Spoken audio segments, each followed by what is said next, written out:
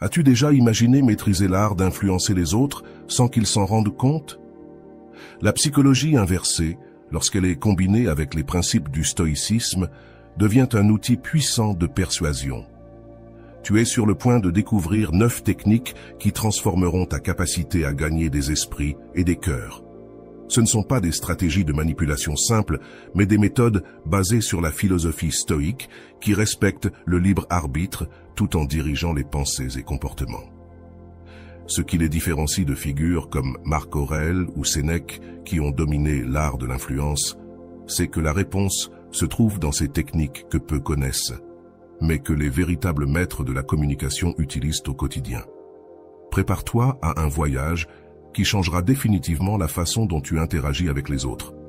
Es-tu prêt à conquérir n'importe qui en utilisant la sagesse millénaire du stoïcisme? Semences de doute. L'art de planter des semences de doute est peut-être l'une des techniques les plus puissantes de la psychologie inversée, surtout lorsqu'elle est vue à travers le prisme du stoïcisme. Lorsque nous voulons influencer quelqu'un, l'impulsion naturelle est de le bombarder avec des arguments directs et de tenter de le convaincre de façon frontale. Cependant, les grands maîtres de la persuasion, tout comme les philosophes stoïques, savent que le véritable pouvoir réside dans le fait de faire en sorte que l'autre personne parvienne à la conclusion souhaitée par elle-même. Imagine l'esprit humain comme un jardin. Lorsque tu présentes une idée directement, tu essaies essentiellement de planter un arbre déjà grand, ce qui crée une résistance naturelle. La psychologie inversée propose quelque chose de différent. Planter une petite semence qui germera dans l'esprit de l'autre. Comme disait Épictète, ce ne sont pas les événements extérieurs qui nous perturbent, mais la manière dont nous les interprétons. De même, ce n'est pas ton insistance qui convainc quelqu'un, mais le doute intérieur que tu cultives en lui. La technique fonctionne ainsi. Au lieu de dire « tu devrais faire ça », pose subtilement la question « es-tu sûr que tu ne pourrais pas faire cela, ou peut-être que c'est trop difficile pour toi ?» En faisant cela, tu actives ce que les stoïques appellent la prohérésis, la capacité de choix rationnel que nous possédons tous. La personne ressent un besoin instinctif de prouver qu'elle est capable, ou de démontrer son autonomie. Marc Aurèle écrivait dans ses méditations « Tout ce que nous entendons est une opinion, pas un fait. Tout ce que nous voyons est une perspective, pas la vérité. » Lorsque tu plantes des semences de doute, tu crées essentiellement un espace pour que la perspective de l'autre se rapproche de la tienne, sans imposition. Cela respecte un principe fondamental du stoïcisme, la distinction entre ce que nous pouvons contrôler, nos propres actions et réactions, et ce que nous ne pouvons pas contrôler, les décisions des autres. L'efficacité de cette technique réside dans sa subtilité. Les semences de doute doivent être plantées avec soin pour que la personne ne perçoive pas ton intention. Utilise des questions réfléchies. As-tu déjà considéré que swing, que se passerait-il si ou cela fonctionne-t-il vraiment pour toi? Ces questions ne confrontent pas directement les croyances existantes, mais ouvrent de petites fissures dans les certitudes établies. Sénèque, un autre grand stoïcien, affirmait « C'est dans nos moments les plus sombres que nous devons nous concentrer pour voir la lumière. » Les semences de doute fonctionnent précisément parce qu'elles créent ces moments sombres, de petites incertitudes qui poussent une personne à chercher une nouvelle lumière, une nouvelle direction. Et toi, stratégiquement, tu seras là pour offrir cette lumière. Une application pratique de cette technique serait de dire à quelqu'un qui résiste au changement. Peut-être qu'il vaut mieux rester comme tu es. Le changement nécessiterait beaucoup de courage et de détermination. Cette phrase, qui semble encourager l'inertie, défie en réalité la personne à prouver sa valeur. Le philosophe stoïque Chrysippe dirait que l'on travaille avec le concept de oikeiosis, la tendance naturelle des êtres humains à se préoccuper d'eux-mêmes et de leur image. Pour maîtriser cette technique, observe de près les gens et identifie ce qu'ils valorisent. Est-ce la reconnaissance, l'autonomie, la sagesse, le courage? Ensuite, plante des doutes qui remettent en question précisément ces valeurs. Si quelqu'un valorise l'indépendance, suggère qu'il pourrait avoir besoin d'aide pour prendre une décision. La réaction naturelle sera d'affirmer son indépendance en faisant exactement ce qu'il veut. Le stoïcisme nous enseigne que la vertu est le seul véritable bien. En utilisant les semences de doute, tu dois maintenir ton intention vertueuse. Il ne s'agit pas de manipuler pour nuire, mais de guider pour un bénéfice mutuel. Comme dirait Zénon, le fondateur du stoïcisme, le but de la vie est de vivre en accord avec la nature. La psychologie inversée est puissante précisément parce qu'elle travaille avec la nature humaine et non contre elle. Souviens-toi que les semences de doute ne fonctionnent pas immédiatement. Comme une vraie semence, elles ont besoin de temps pour germer et grandir. Sois patient. Les stoïques valorisent la patience comme une vertu essentielle. Permets au doute planté de travailler silencieusement dans l'esprit de la personne jusqu'à ce qu'elle éclore sous la forme d'une nouvelle perspective, celle que tu as subtilement suggérée. Le miroir intérieur. Avant d'aller loin, je te serais reconnaissant si tu mets un j'aime à la vidéo, cela m'aiderait à continuer de diffuser cette philosophie. Si tu n'es pas encore abonné, je te recommande de t'abonner et d'activer la cloche pour ne manquer aucune vidéo. La technique du miroir intérieur représente l'une des façons les plus profondes d'appliquer la psychologie inversée dans nos relations quotidiennes. Cette approche repose sur un principe simple, mais extrêmement efficace. Refléter à la personne ses propres comportements, valeurs et croyances, afin qu'elle puisse les voir sous un nouveau jour, et ainsi être plus ouverte au changement. Lorsque tu utilises le miroir intérieur, tu invites essentiellement l'autre personne à confronter des aspects d'elle-même dont elle n'était peut-être pas complètement consciente. Au lieu de dire à quelqu'un quoi faire ou comment penser, tu réfléchis ses propres paroles, actions et attitudes de manière à provoquer une réflexion. Comme l'observait Marc Aurèle, regarde en toi-même, en toi se trouve la source du bien, prête à jaillir chaque fois que tu creuses. Imagine que tu veux qu'un ami reconsidère une décision impulsive. Au lieu de critiquer directement, tu pourrais dire « J'admire la rapidité avec laquelle tu prends des décisions. Personnellement, j'ai besoin de plus de temps pour réfléchir aux conséquences, mais tu sembles à l'aise avec tout ce qui pourrait découler de ce choix. » Cette approche ne critique pas, mais amène la personne à se demander si elle est vraiment prête à affronter les conséquences de ses choix. Le pouvoir de cette technique réside dans la manière dont elle évite la résistance naturelle qui surgit lorsque nous nous sentons jugés ou pressés. En réfléchissant aux propres valeurs et comportements de la personne, tu la mets dans la position de juge de ses propres actions. Dans les relations amoureuses, le miroir intérieur peut être particulièrement transformateur. Lorsqu'un partenaire arrive régulièrement en retard au rendez-vous, au lieu de se plaindre, tu pourrais dire « J'ai remarqué que tu préfères souvent arriver après l'heure convenue. Cela me fait penser que peut-être tu valorises plus la flexibilité que la ponctualité.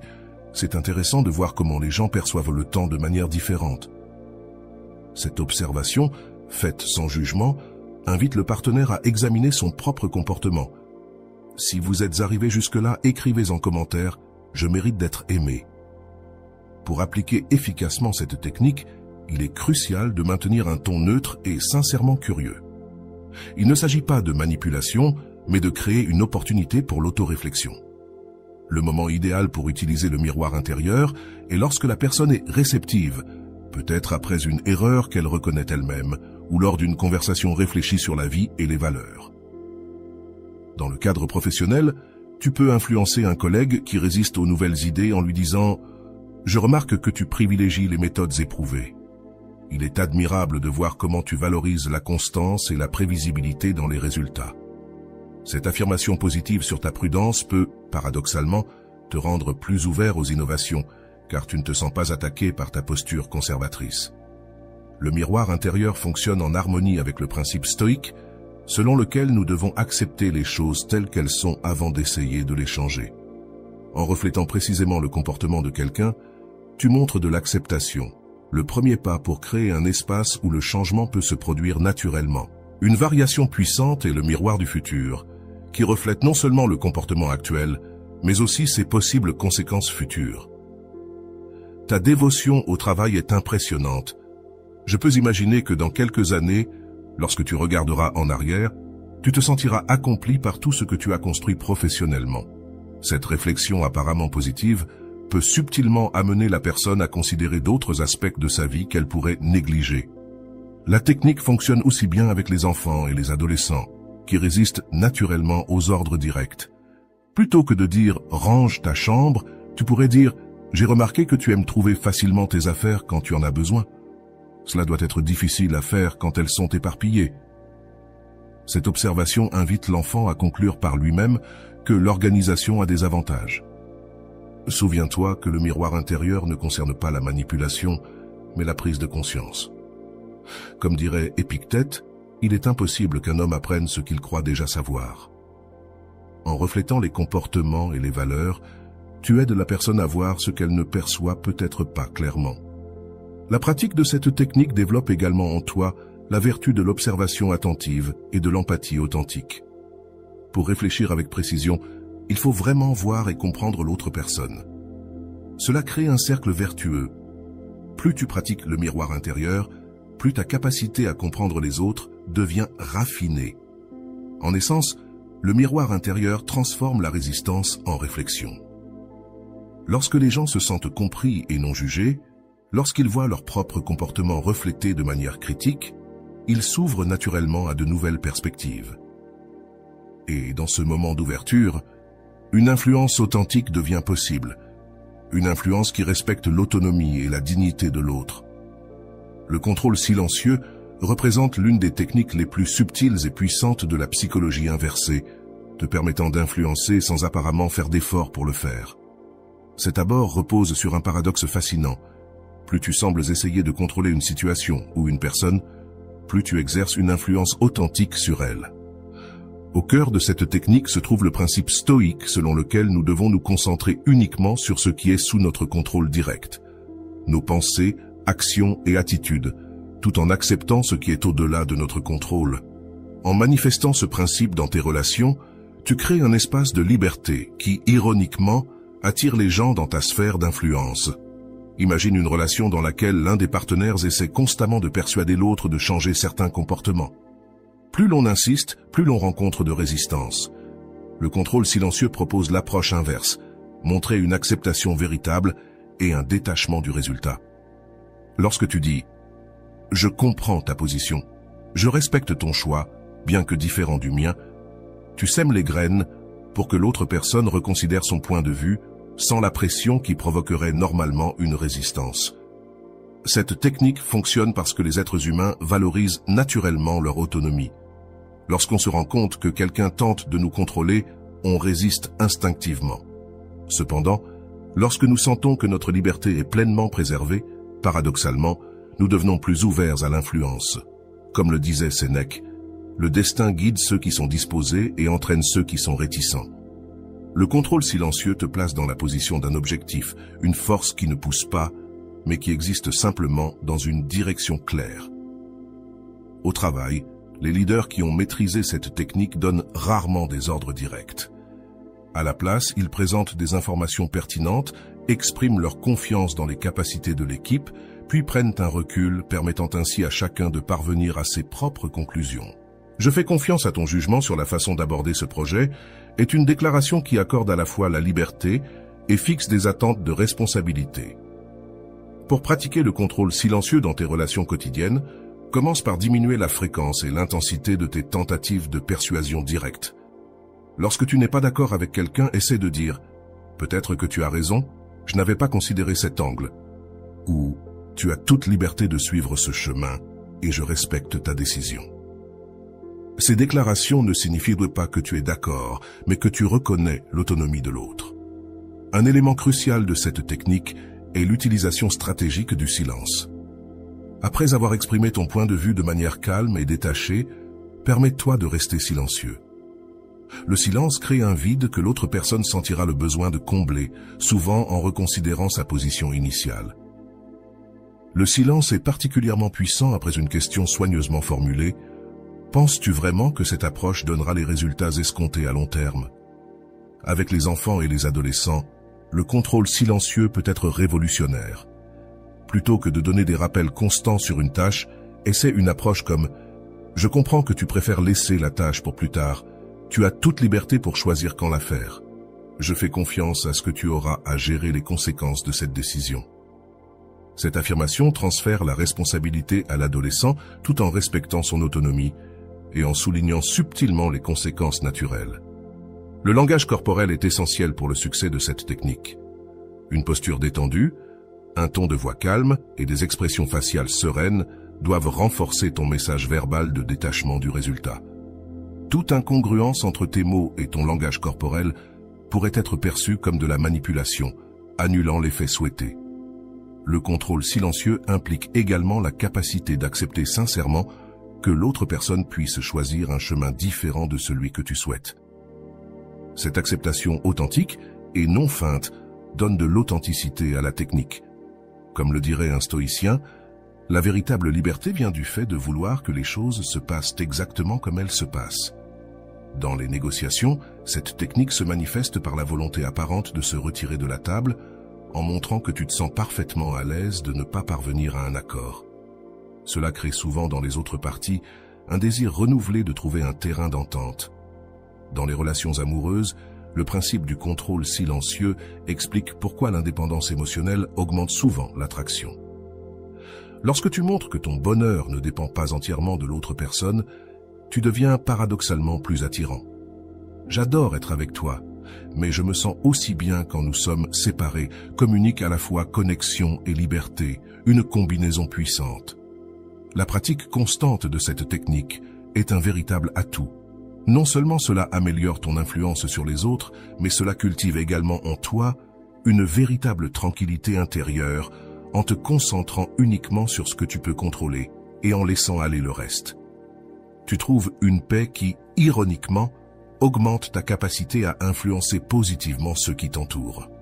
Le contrôle silencieux, en essence, ne consiste pas à manipuler les autres, mais à créer les conditions dans lesquelles ils peuvent librement choisir le chemin que tu as subtilement illuminé. C'est l'art de mener sans paraître mené, d'influencer, en respectant pleinement l'autonomie et la dignité de l'autre. La distance calculée représente une technique raffinée de psychologie inversée qui joue avec l'un des moteurs humains les plus puissants, la peur de la perte. Cette stratégie consiste à créer délibérément un espace émotionnel ou physique entre toi et l'autre personne, provoquant en eux un désir instinctif de réduire cette distance. Souvent, cela se fait selon des termes que tu as subtilement établis. Contrairement aux techniques de persuasion plus directes, la distance calculée opère dans le domaine des émotions subconscientes. Lorsque nous nous sentons en sécurité dans l'attention et la disponibilité de quelqu'un, nous avons tendance à moins valoriser cette connexion. Cependant, lorsque cette disponibilité se réduit ou est remise en question, notre instinct de préserver des relations importantes s'active intensément. Pour mettre en œuvre cette technique dans tes relations personnelles, commence par une présence constante et fiable en établissant un standard de disponibilité émotionnelle. Une fois que tu as créé cette attente, introduis progressivement une réduction stratégique de ta disponibilité.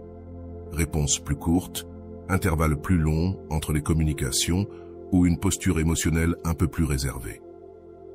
Il est important de noter que cela ne signifie pas ignorer la personne ou appliquer des techniques de silence émotionnellement abusives, mais plutôt de calibrer soigneusement ta présence. Dans le contexte professionnel, la distance calculée peut transformer dynamiquement ton influence. Un manager qui est toujours disponible pour résoudre n'importe quel problème crée souvent une équipe dépendante. En réduisant intentionnellement cette disponibilité constante, par exemple en disant « Je suis sûr que vous pouvez résoudre cela entre vous, je ne suis disponible que pour les affaires qui nécessitent vraiment mon intervention », tu encourages l'autonomie tout en augmentant la valeur perçue de ton temps et de ton attention. Dans les négociations, cette technique se manifeste par un retrait stratégique. Lorsque les discussions semblent atteindre une impasse, au lieu de pousser davantage, une retraite calculée produit souvent des résultats surprenants. Par exemple, peut-être que ce n'est pas le bon moment pour avancer, nous pourrons revenir à cela lorsque les conditions seront plus favorables. Cette affirmation, faite avec une tranquillité authentique, déclenche souvent chez l'autre un intérêt renouvelé pour faire progresser les négociations, parfois avec des termes plus favorables pour toi. La psychologie derrière cette technique s'aligne parfaitement avec le principe stoïque de l'indifférence face aux choses extérieures. Comme l'a observé Épictète, ce ne sont pas les choses qui perturbent les hommes, mais les jugements que l'on porte sur elles. Lorsque tu montres une indifférence relative face aux résultats, non pas de manière hostile, mais avec une acceptation silencieuse, Cela crée un puissant contraste avec l'anxiété que la plupart des gens apportent dans leurs interactions importantes. Pour les relations romantiques, la distance calculée peut raviver l'intérêt et renouveler l'impulsion. Un membre du couple qui investit délibérément dans des activités indépendantes en disant sincèrement « Je veux aussi cultiver mon individualité, en plus de notre vie ensemble », suscite souvent chez l'autre un intérêt et un respect renouvelés. Il ne s'agit pas de manipulation, mais de créer un équilibre sain qui, paradoxalement, renforce la connexion. La clé pour appliquer cette technique de manière éthique réside dans l'intention et la modération. La distance doit être suffisante pour stimuler la reconnexion, mais pas si extrême qu'elle cause un dommage émotionnel réel. L'objectif n'est pas de punir ou de blesser, mais de créer un espace où l'autre peut reconnaître la valeur de la relation et prendre conscience des comportements qui pourraient nécessiter d'évoluer. Avec les enfants et les adolescents, la distance calculée peut être particulièrement transformative. Les parents qui traquent constamment leurs enfants avec des rappels et des instructions trouvent souvent une résistance de plus en plus grande. Une approche comme « Je vois que tu préférerais probablement gérer cela sans ma guidance, je respecterai ton autonomie et serai là quand tu voudras mon soutien » peut éveiller chez les jeunes une étonnante réceptivité aux conseils qu'ils avaient rejetés auparavant. Le langage corporel joue un rôle clé dans cette technique. Une posture détendue, des mouvements délibérément plus lents et un ton de voix calme renforcent le message que tu es émotionnellement centré dans ta distance. Cette congruence entre la communication verbale et non verbale est essentielle pour l'authenticité de la technique. Dans les amitiés, la distance calculée peut rééquilibrer les relations dans lesquelles tu investis constamment plus que l'autre personne. En réduisant subtilement ton investissement émotionnel pour qu'il corresponde à celui de l'autre, tu provoques souvent un réalignement dans lequel l'autre commence naturellement à investir davantage. Un élément crucial de cette technique est l'autosuffisance émotionnelle. En pratiquant la distance calculée, tu dois cultiver authentiquement ton indépendance émotionnelle. Sinon, la technique devient une manipulation insincère. Comme le diraient les stoïciens, nous devons trouver notre tranquillité intérieure indépendamment des circonstances extérieures. La distance calculée fonctionne également très bien avec les personnes qui valorisent les accomplissements et les défis. Lorsque tu deviens un peu moins accessible ou impressionnable, tu actives chez ces personnes un instinct naturel de démontrer leur valeur, ce qui résulte souvent en comportements bénéfiques pour la relation. Souviens-toi que cette technique ne consiste pas en des jeux émotionnels destructeurs, mais en la création d'un espace qui permet à l'autre de reconnaître de manière autonome la valeur de se connecter avec toi. Lorsqu'elle est appliquée avec une intention positive et dans la juste mesure, la distance calculée peut transformer des relations stagnantes en connexions vibrantes, dans lesquelles les deux parties se sentent véritablement valorisées. La liberté illusoire représente l'une des techniques les plus sophistiquées de la psychologie inversée, basée sur la paradoxe selon lequel les personnes se résistent lorsqu'elles sentent que leurs options sont limitées, mais deviennent facilement influençables lorsqu'elles croient qu'elles exercent une autonomie totale. Cette technique consiste à structurer des situations dans lesquelles la personne a l'impression de faire un choix totalement libre, alors qu'en réalité, les options disponibles ont été soigneusement conçues. Le pouvoir de cette approche réside dans notre besoin psychologique fondamental de croire que nous contrôlons nos propres décisions. Lorsque nous sentons que notre liberté est menacée, nous activons ce que les psychologues appellent la réactance, une résistance instinctive à toute forme de persuasion. La liberté illusoire contourne cette résistance naturelle en préservant le sens de l'autonomie, même lorsque les options disponibles ont été stratégiquement limitées. Pour mettre en œuvre cette technique dans des situations quotidiennes, apprends à remplacer les demandes directes et suggestions par des options soigneusement sélectionnées. Par exemple, au lieu de dire à un collègue « Nous devons terminer ce rapport aujourd'hui », essaie « Préférerais-tu terminer le rapport cet après-midi ou serait-il mieux que tu le termines en début de soirée ?» Observe comment les deux options mènent au même résultat souhaité, mais la personne vit la situation comme un véritable choix. Dans le cas des enfants, cette technique peut transformer des moments de conflit potentiels en coopération volontaire, plutôt que dans la bataille traditionnelle. Pour faire manger des légumes à un enfant, vous pourriez lui demander « Tu veux manger des carottes ou du brocoli avec le dîner de ce soir ?» Le choix réel est limité, mais les deux options sont saines et approuvées par vous. Cependant, l'enfant perçoit cette décision comme un exercice de sa propre volonté. Dans les relations amoureuses, la liberté illusoire peut prévenir les ressentiments qui surgissent souvent lorsqu'un des partenaires a l'impression de céder constamment au désir de l'autre. Lorsque vous voulez choisir un restaurant pour le dîner, au lieu de suggérer directement votre favori, vous pourriez dire « Je pense à aller dans ce nouveau bistrot italien ou français que tu avais aimé la dernière fois. Qu'en penses-tu » Les deux options sont celles que vous appréciez vraiment, mais votre partenaire sent que la décision finale vient de lui. La philosophie stoïcienne offre une perspective intéressante sur cette technique. Comme l'a souligné Marc Aurèle, le bonheur de ta vie dépend de la qualité de tes pensées. La liberté illusoire fonctionne précisément à ce niveau, en influençant la manière dont les gens pensent leurs choix, plutôt que d'imposer directement des comportements spécifiques. Si vous êtes arrivé jusque-là, écrivez en commentaire « Je mérite l'amour ». Pour utiliser cette technique de manière éthique au travail, un manager peut transformer les tâches obligatoires en opportunités perçues. Au lieu d'assigner un projet difficile, il pourrait dire « Nous avons 2 projets importants devant nous. Préfères-tu diriger l'initiative de marketing digital ou superviser la réorganisation du service client ?» Les 2 options contribuent aux objectifs de l'organisation, mais l'employé sent qu'il choisit sa trajectoire. Un aspect crucial de cette technique est de s'assurer que toutes les options proposées sont réellement acceptables pour vous. Si vous proposez des options que vous espérez secrètement ne pas être choisies, il est probable que l'absence d'authenticité se fasse sentir, compromettant non seulement l'efficacité de la technique, mais aussi la confiance dans la relation. Dans les négociations, la liberté illusoire se manifeste par le biais du choix limité. Lorsque vous présentez 3 propositions, l'une clairement inférieure, une autre modérément attirante, et la troisième, votre favorite, légèrement supérieure, la plupart des gens gravitent naturellement vers la meilleure option, croyant avoir fait une analyse exhaustive et indépendante des alternatives. Avec des amis qui ont tendance à être indécis, vous pouvez faciliter les plans sociaux en utilisant cette approche. Plutôt que de demander « Que veux-tu faire aujourd'hui ?» Ce qui entraîne souvent de longs débats sans conclusion, essayez. Je pensais aller au parc pour faire un pique-nique ou visiter cette nouvelle exposition au musée. Qu'est-ce qui te semble mieux aujourd'hui? Cela simplifie la décision tout en maintenant une sensation de choix partagé.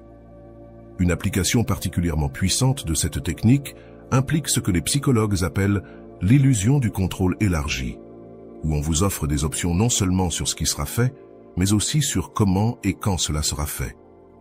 Par exemple, nous devons organiser le bureau cette semaine.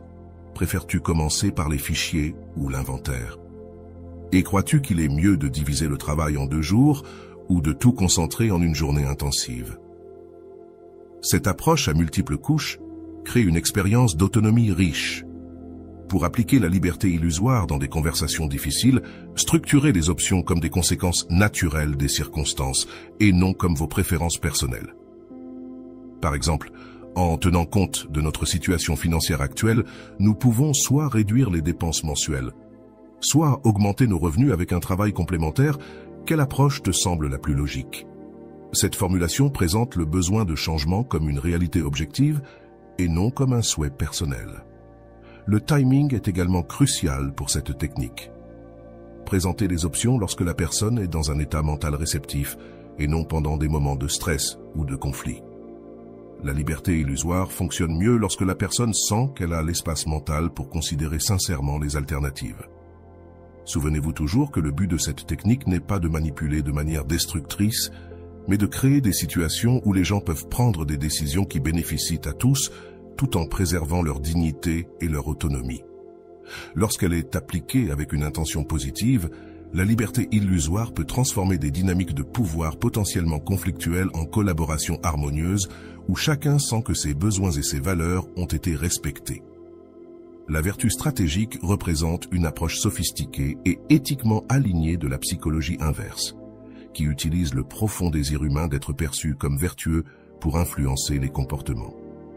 Cette technique exploite notre tendance naturelle à vouloir vivre en accord avec les perceptions positives que les autres ont de nous, surtout lorsque ces perceptions soulignent des qualités que nous valorisons en nous-mêmes. En attribuant des vertus spécifiques à quelqu'un, même s'il ne les a pas encore complètement développées, une pression psychologique subtile est créée pour que la personne agisse de manière cohérente avec ses vertus. Contrairement aux techniques manipulatrices, la vertu stratégique fonctionne mieux lorsque vous croyez réellement au potentiel de la personne pour manifester ses qualités positives. Pour appliquer cette technique dans la vie quotidienne, commencez par identifier les vertus que la personne valorise ou aspire à développer. Portez attention à ses valeurs, à la manière dont elle parle d'elle-même et à ce qu'elle admire chez les autres. Si vous remarquez que quelqu'un valorise la générosité, vous pourriez dire « J'ai toujours admiré ta volonté d'aider les autres. Ta générosité est une source d'inspiration. » Cette affirmation, lorsqu'elle est sincère, crée un puissant incitatif pour que la personne continue ou intensifie les comportements généreux.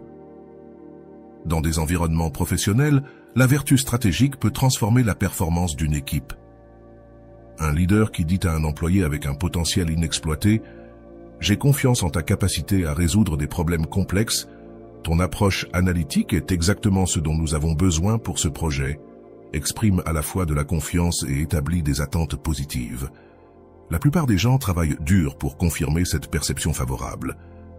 Avec les adolescents, qui résistent souvent aux conseils directs, cette technique peut être particulièrement efficace.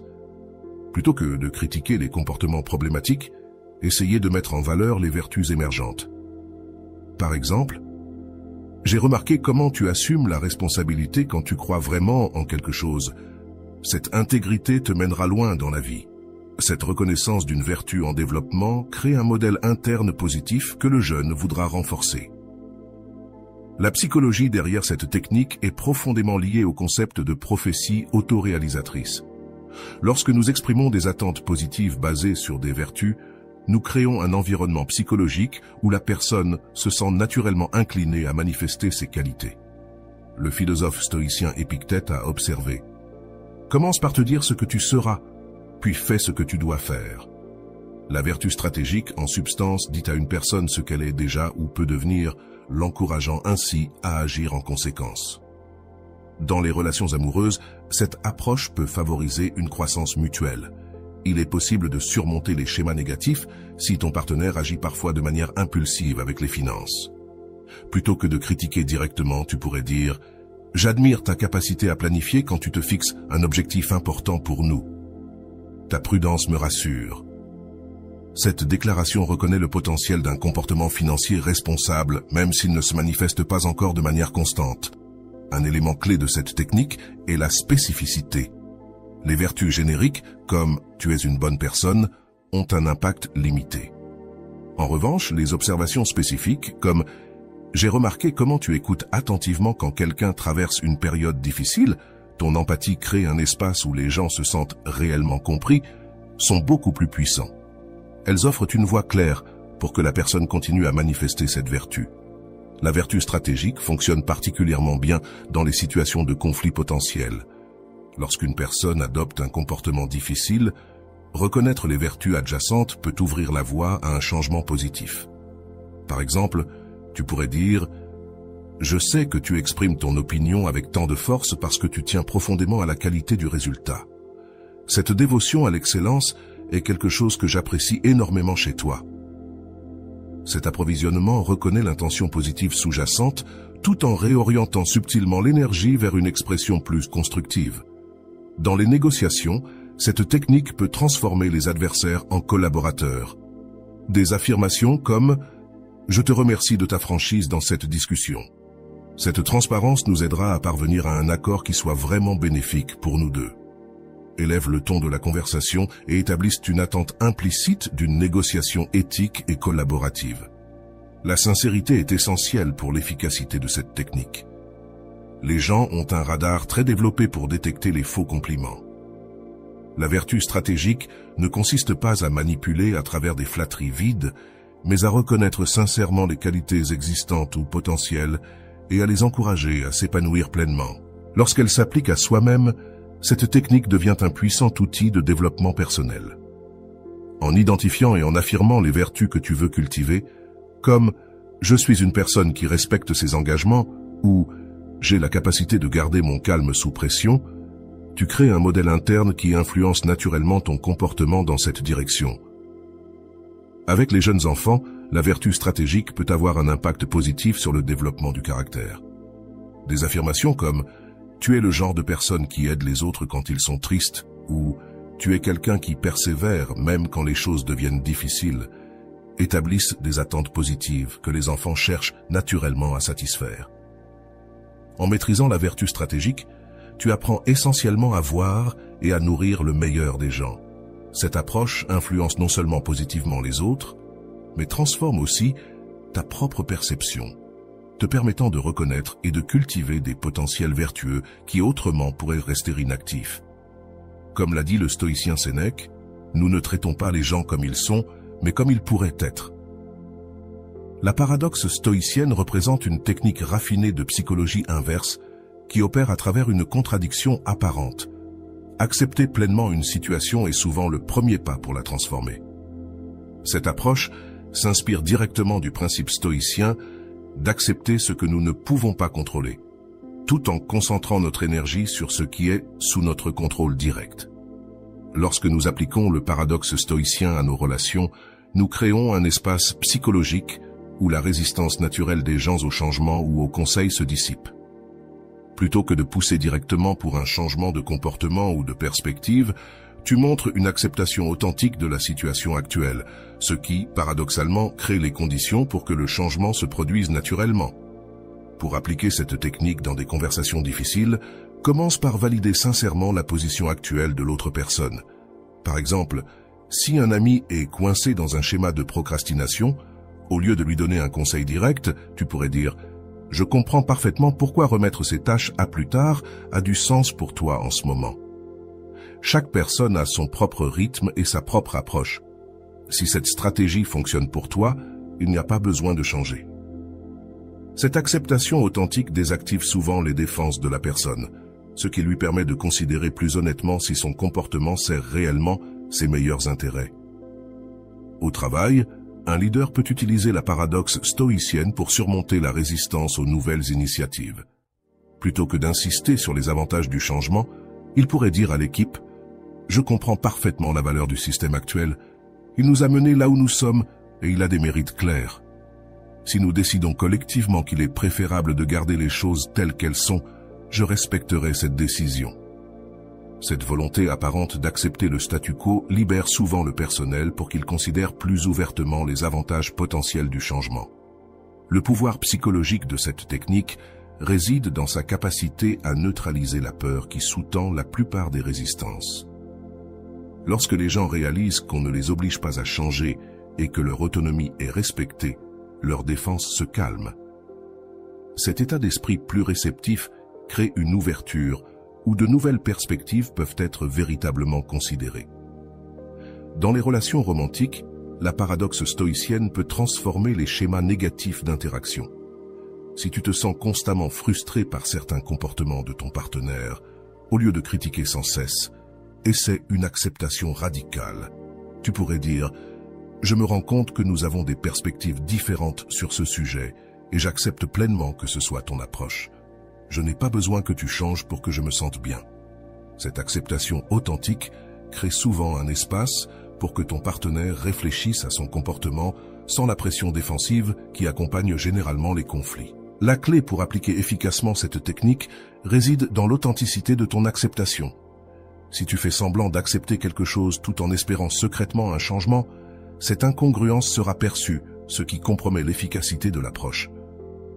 La paradoxe stoïcienne exige que tu cultives une paix véritable, avec la possibilité que le changement souhaité ne se produise pas. Avec les adolescents, qui se résistent naturellement à l'autorité, cette technique peut être transformatrice. Un parent préoccupé par les choix sociaux de son enfant pourrait dire « Je comprends que tu dois découvrir ton propre chemin et faire tes propres erreurs. J'ai confiance en ta capacité à apprendre ce qui fonctionne le mieux pour toi. » Cette affirmation d'autonomie augmente paradoxalement la probabilité que l'adolescent réfléchisse davantage à ses décisions. Un aspect fascinant du paradoxe stoïcien est son impact sur la dynamique de la dépendance émotionnelle. Souvent, plus nous essayons de faire en sorte que quelqu'un ait besoin de nous ou s'accroche à nous, plus cette personne prend ses distances. En revanche, lorsque nous communiquons une acceptation authentique de l'indépendance de l'autre, en disant par exemple « Je comprends parfaitement si tu as besoin de plus d'espace ou d'autonomie en ce moment », nous renforçons souvent la connexion. Cette technique fonctionne également puissamment dans des situations de décision partagée. Lorsque tu montres une acceptation totale de n'importe quel résultat en disant « Je me sens vraiment à l'aise d'aller dans la direction que nous décidons collectivement », tu crées un environnement où chacun se sent plus en sécurité. Exprimer ses véritables préférences sans la pression d'agir de manière défensive est un avantage important. Un autre bénéfice du paradoxe stoïcien est qu'il protège ton bien-être émotionnel. En cultivant une acceptation sincère des décisions des autres, tu te libères de la frustration et de l'anxiété qui accompagnent souvent les tentatives de contrôler ou de changer les autres. Comme l'a observé Épictète, ne cherche pas à ce que les choses se passent comme tu le souhaites, mais désire qu'elles se passent comme elles se passent, et ta vie suivra un cours plus fluide. Dans la résolution de conflits, cette approche peut interrompre les spirales négatives. Quand l'une des parties montre une acceptation totale de la position de l'autre, comme en disant « Je comprends parfaitement pourquoi tu vois la situation ainsi et je respecte ton point de vue », cela crée souvent un moment de surprise qui interrompt le schéma de défense. Le timing est crucial pour appliquer cette technique. La paradoxe stoïcien fonctionne mieux lorsqu'il est appliqué de manière constante et non comme une tactique isolée. L'acceptation sincère, montrée constamment, crée un environnement psychologique où les gens se sentent en sécurité pour évoluer naturellement, sans pressions extérieures. En essence, le paradoxe stoïcien nous enseigne que nous devons souvent renoncer au contrôle pour gagner en influence.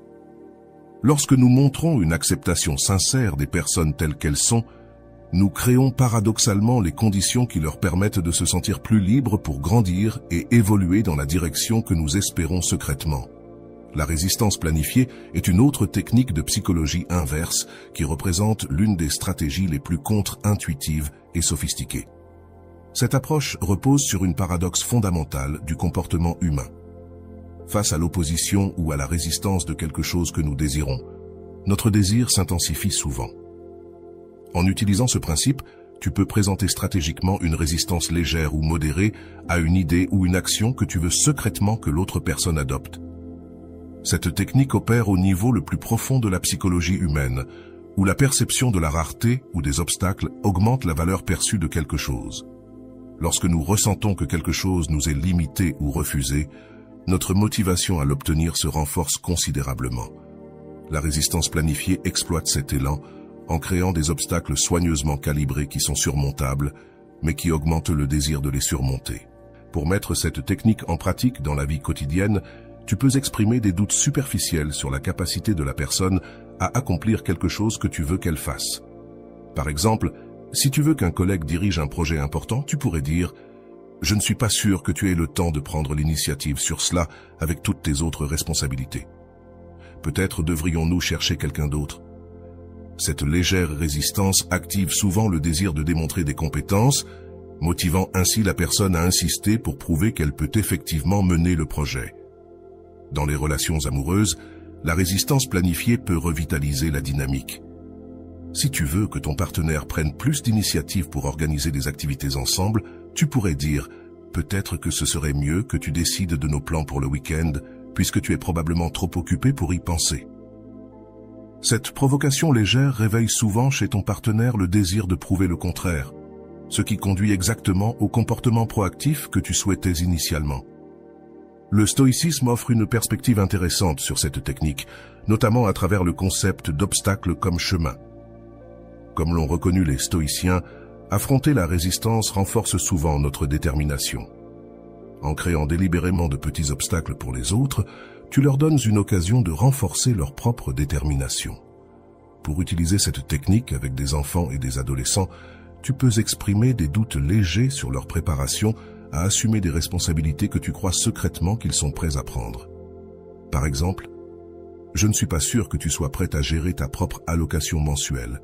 Cela demande beaucoup de discipline et de planification. » Cette forme de doute gentiment exprimée éveille chez eux un fort désir de prouver leur maturité et leurs compétences.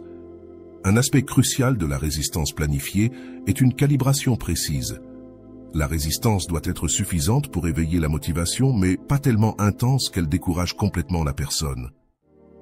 Si tu exprimes un doute absolu ou un découragement sévère, tu risques d'obstruer l'action souhaitée. L'art consiste à trouver l'équilibre parfait, une résistance qui provoque mais ne paralyse pas.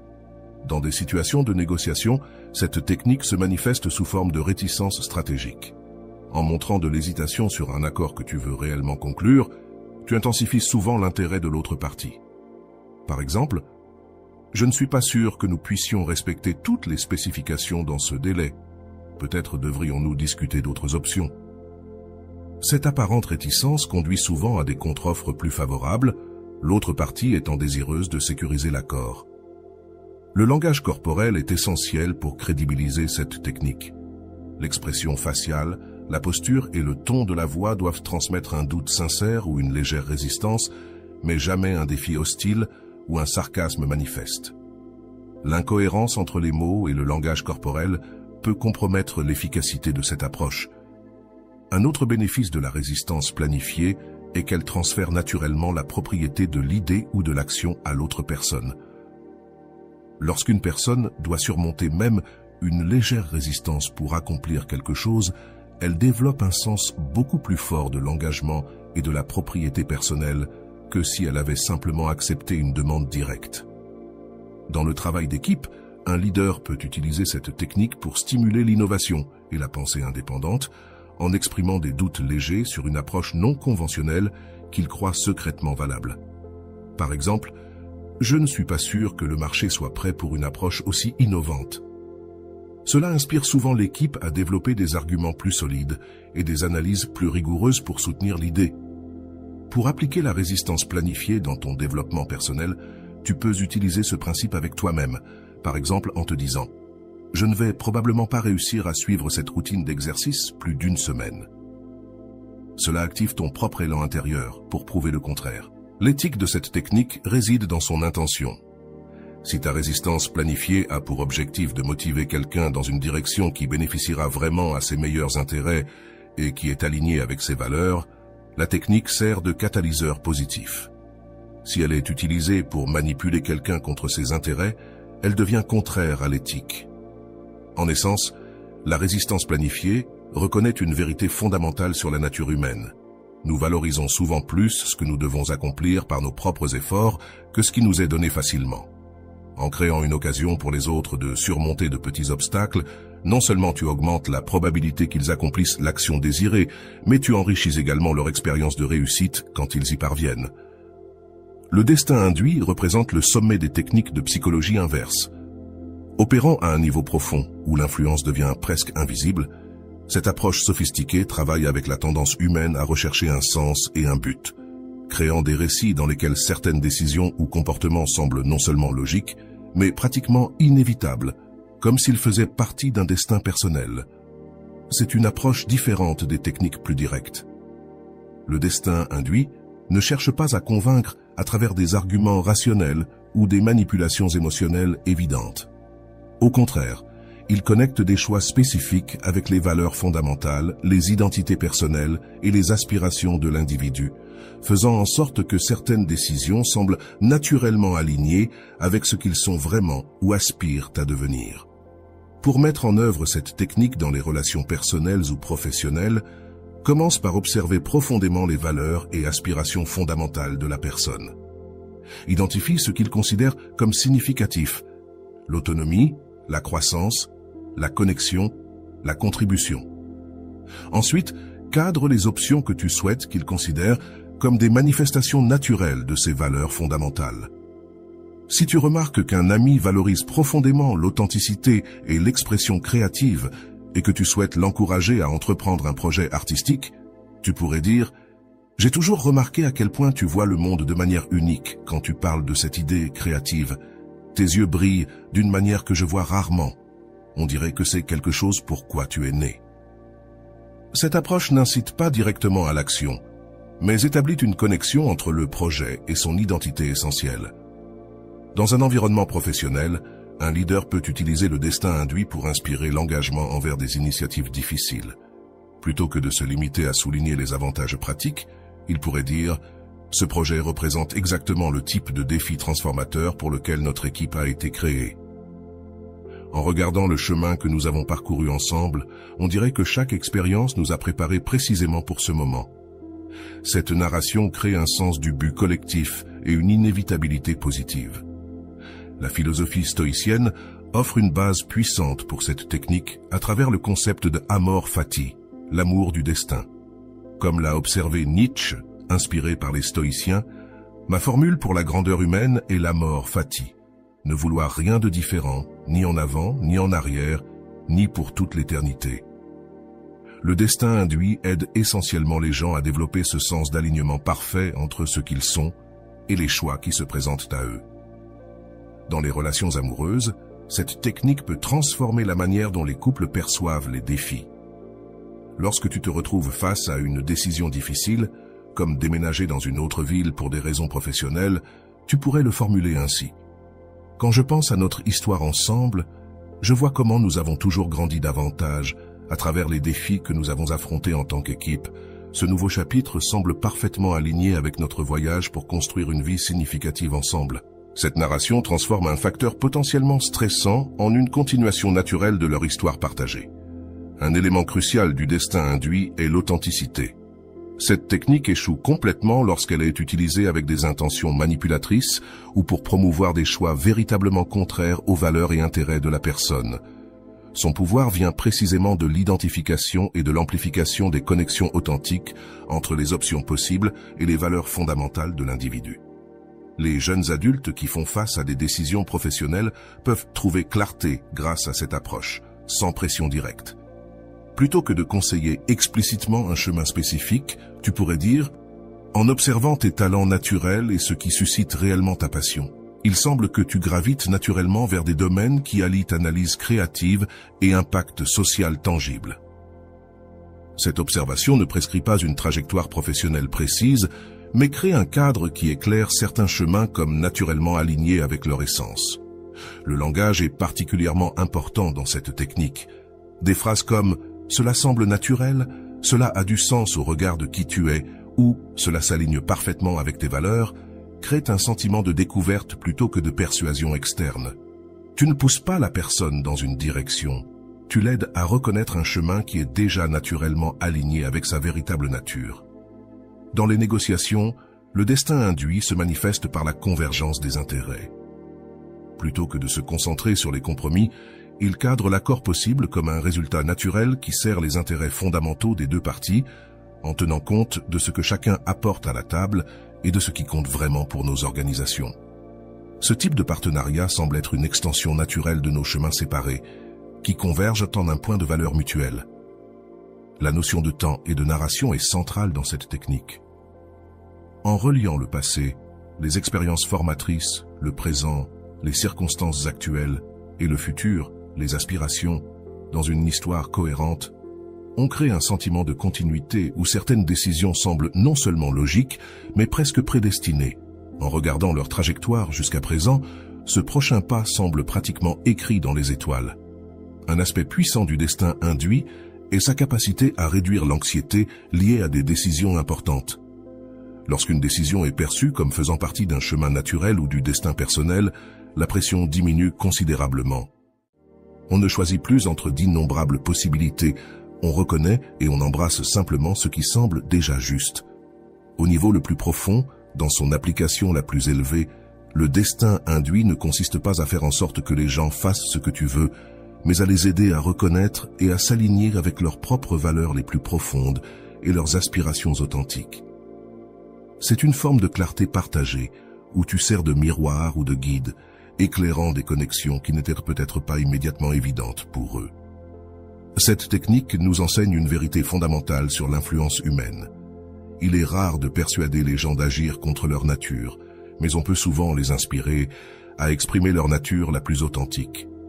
Lorsque nous maîtrisons le destin induit, nous apprenons à voir et nourrir le meilleur des gens, les aidant à trouver des chemins qui résonnent réellement avec ce qu'ils sont dans leur essence. Et voilà. J'espère que vous avez trouvé beaucoup de valeur dans cette vidéo.